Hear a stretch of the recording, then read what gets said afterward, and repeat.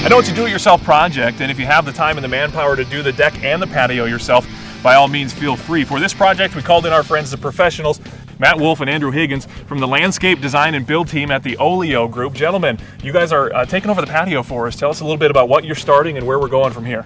Yeah, well, we after doing a little bit of work in the office, putting together a design, we're out here. We've laid out our patio. It's a small freeform patio with a seat wall and pillars that we're going to be putting together.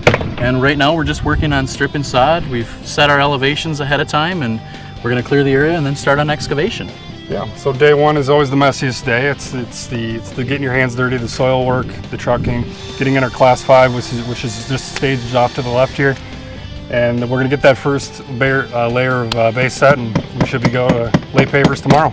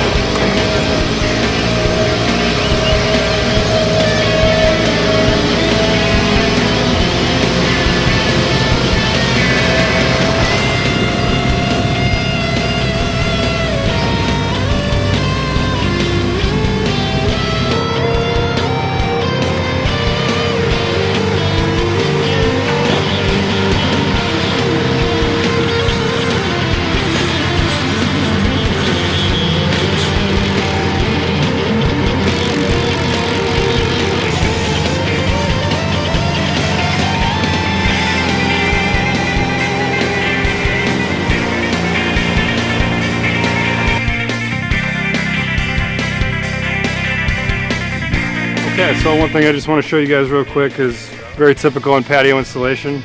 A lot of times we find these irrigation lines that are unmarked, and typically you wouldn't want a patio to have a irrigation line running directly underneath it. It could cause heaving later on if there's a leak in the irrigation. That would be something that needs to be fixed later on. So the best advice would be to find it, cut it at the ends and expose it. And then what we can do is you can a lot of times have your irrigation company come right back in after the fact and connect those outside the patio where it's a little bit more safe.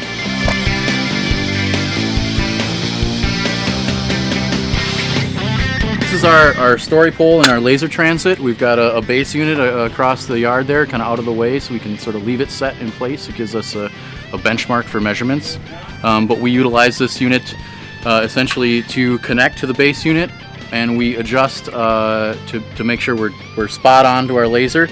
And essentially what we're doing is we're measuring from our bottom of our base to our top of our base, and we want to make sure that our bottom of our base is consistent all the way across from start of patio to center point, and then ultimately out to our extreme perimeter. This lowest mark is the bottom of our base. The next mark is the top of our base, and then that third mark is the top of our pavers.